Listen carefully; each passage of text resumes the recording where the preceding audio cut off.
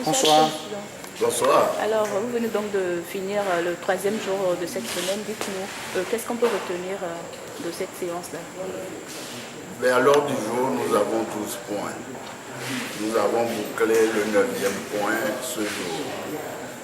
Et comme résultat, nous avons un bon nombre de points de désaccord, mais aussi des points d'accord.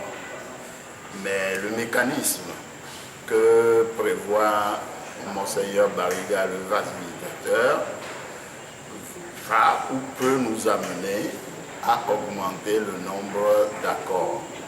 Parce que nous sommes en train de balayer l'ensemble des sujets pour que nos positions soient lisibles. À partir de ces positions lisibles, une synthèse est toujours faite par le facilitateur.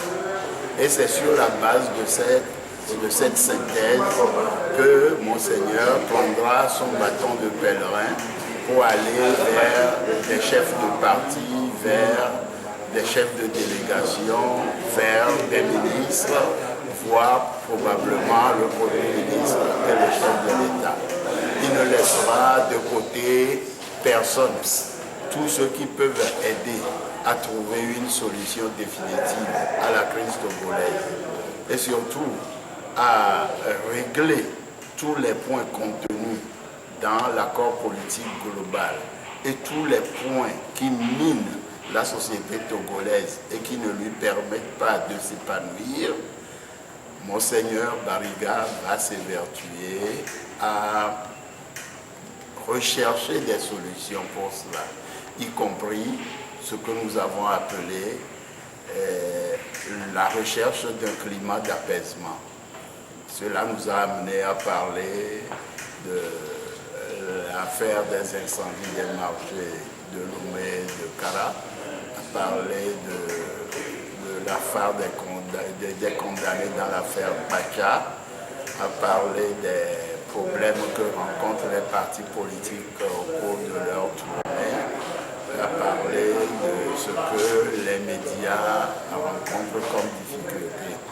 Nous avons parlé de tout cela dans une ambiance de sérénité, mais également de sérieux, car chacun défendait bec et ongle sa position.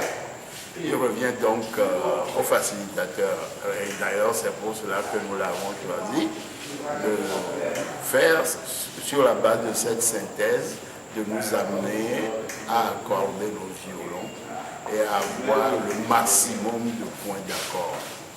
Voilà pourquoi on disait qu'une partie prenante ne pouvait pas diriger ce dialogue. On savait que les choses ne seront pas aussi faciles que ça. Aujourd'hui, tout le monde est édifié et Monseigneur, sans payer de mine, et s'investit pour que les choses puissent aller.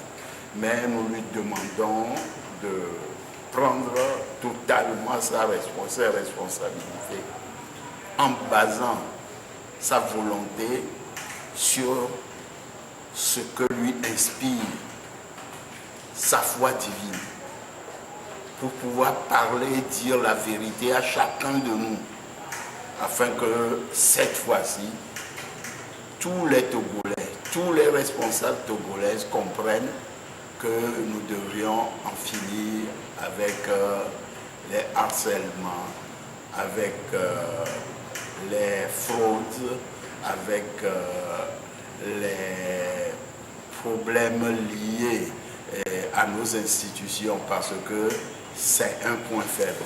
Si nous parvenons à trouver des solutions à la plupart des points inscrits à l'ordre du jour, vous verrez que nous aurons des institutions fortes.